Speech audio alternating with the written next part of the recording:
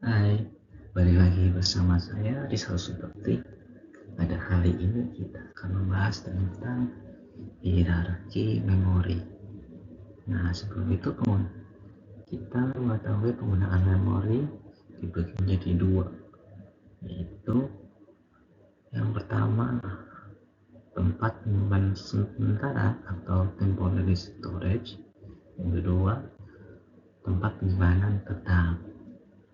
Nah, temporary storage digunakan saat komputer melakukan pemrosesan data, sedangkan permanent storage digunakan saat menyimpan data secara permanen.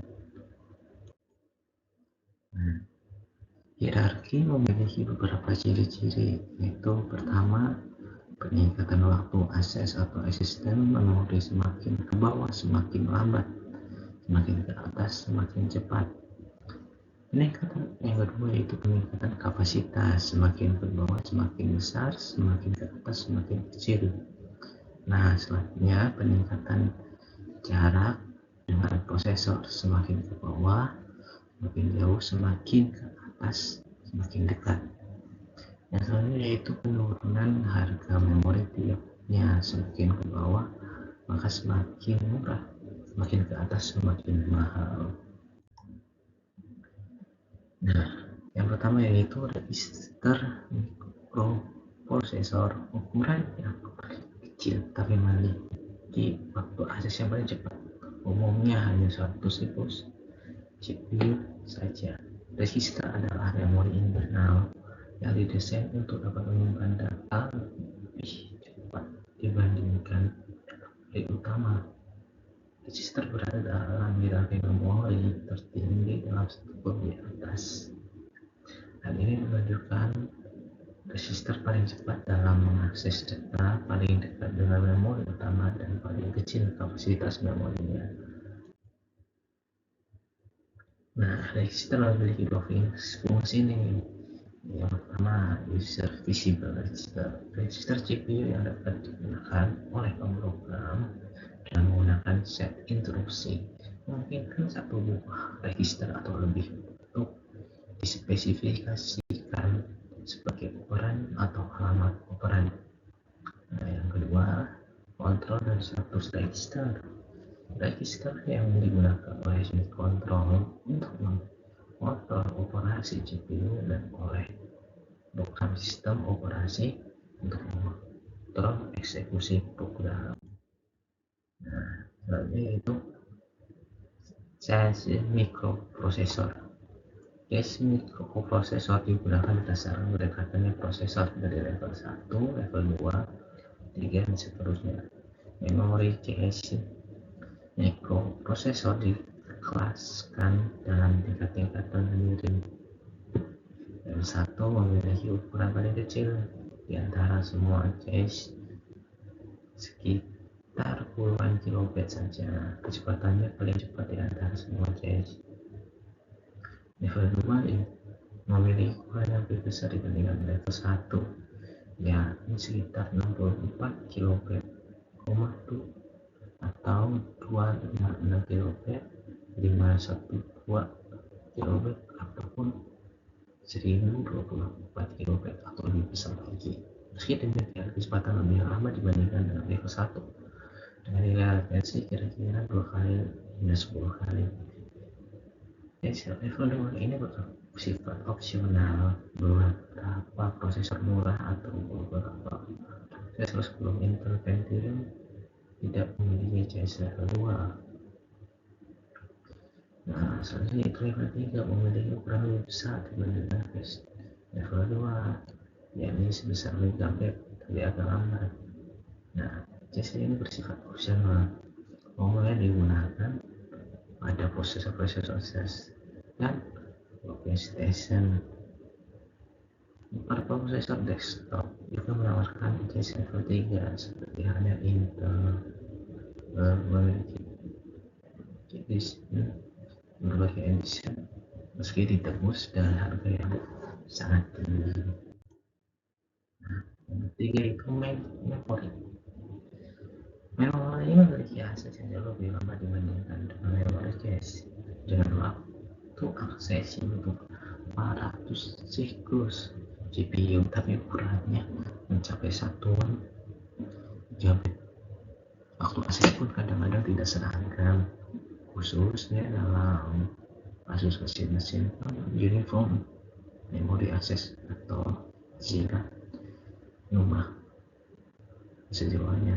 Jadi NUMI memori terdiri dari ROM dan RAM. ROM adalah read only memory, yaitu memori yang hanya bisa dibaca datanya atau programnya saja. Pada PC, ROM terdapat pada BIOS atau basic input output system yang tampilan awal ketika kita mau belum instalasi ataupun sistem operasi lainnya, yang terdapat pada motherboard yang berfungsi untuk setting peripheral yang ada pada sistem. Contohnya ini ada beberapa contoh BIOS, ada BIOS, awal BIOS, dan lain sebagainya. Itu tergantung dari produksi ya dari masing-masing motherboard, baik PC maupun laptop. Untuk BIOS terdapat beragam jenis, diantaranya flash EEPROM BIOS yang memiliki kemampuan untuk dapat diganti beberapa dengan software disediakan oleh perusahaan pembuat motherboard. Nah, yang umum ya pengertian tersebut untuk mengingatkan unjuk kerja dari peripheral yang ada di motherboard. Nah, selanjutnya itu ROM pasti ada RAM dong. Yaitu RAM adalah random access memory. Nah, ya, ini memiliki kemampuan untuk dirubah program yang telah disimpan. Nah, ini ya, sebenarnya itu menyimpan cadangan lokal. Penyimpanan cadangan lokal itu kan ada beberapa juga. Magnetic penyimpanan data digunakan untuk penyimpanan tersier offline pada komputer awal. Penyimpanan magnetik juga digunakan untuk menyimpan primer dalam bentuk memori magnetik dan atau inti, memori inti tali, memori film tipis, memori kristal, memori gemuk. Juga tidak seperti hari ini. Pita magnetik sering digunakan untuk menyimpan sekunder. Nah, selanjutnya ada lagi optical tape adalah media komitmen optik pada umumnya terdiri pada strip panjang dan sempit dari plastik, kemana pola dapat ditulis dan dari mana pola bisa dibaca kembali. Ini beberapa saham teknologi stop, film, bioskop, cakram optik. Nah, motivasi dibalik pengembangan ini adalah kemungkinan kapasitas yang jauh lebih besar daripada baik pita magnetik ataupun cakram optik. Nah, yang terakhirnya adalah penyimpanan cadangan jauh.